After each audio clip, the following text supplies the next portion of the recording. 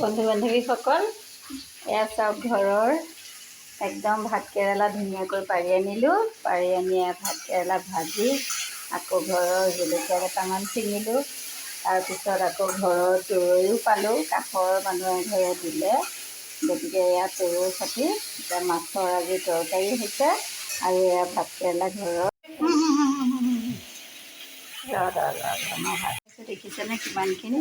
তাৰপিছত আকৌ কাটিও লৈ পেলাই এয়া ভাজিছোঁ।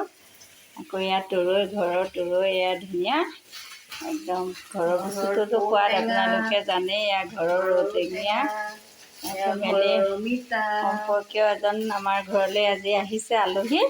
একদম ঘৰৰ অমিতা, ঘৰৰ তৰৈ আৰু ঔটেঙা লৈ আহিছে। লগতে আমাৰ ঘৰৰ আকৌ ভাতকেৰেলাখিনিও পাৰি ল'লোঁ দুইজনে মিলি। তাৰপিছত আকৌ এই চাওক মাছৰ তৰৈৰ লগত এয়া অকণমান তৰকাৰী বনালোঁ ধুনীয়াকৈ। তাৰপিছত এইকেইটা ঘৰৰ আমাৰ জলকীয়া, চাওকচোন এইকেইটা জলকীয়া আকৌ খায়ো ভাল লাগে দেই। তাৰপিছত এতিয়া ছোৱালীয়ে এয়া ভাতকেৰেলা ভাজিব বনাই আছে। এয়া ঘৰৰ ভাতকেৰেলা ভাজি আজি কমে 10-15টামান ভাতকেৰেলা ছিঙিছোঁ। আজি গছজোপা শেহতীয়া আৰু এনেই বৰ ধুনীয়া হৈছিল। আপোনালোকৰ আগত মই দেখুৱাইছিলোঁ ভিডিঅ'বিলাক। এতিয়া অকণমান সৰু সৰুলৈ গৈছে আৰু কিছুমান অকণমান ভাতকেৰেলা, তথাপিতো একেবাৰে লক্ষণ নেকি ভাতকেৰেলাজোপা। গতিকে সেয়া চমুকৈ হ'লেও আপোনালোকলৈ আজি পঠালোঁ আৰু দেই।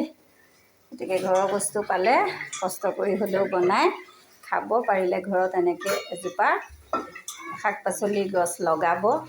নিশ্চয় ঘৰৰ বস্তু ভেজাল নোহোৱা খাদ্য খালে স্বাস্থ্যৰ কাৰণে বহুত উপকাৰী। ধন্যবাদ।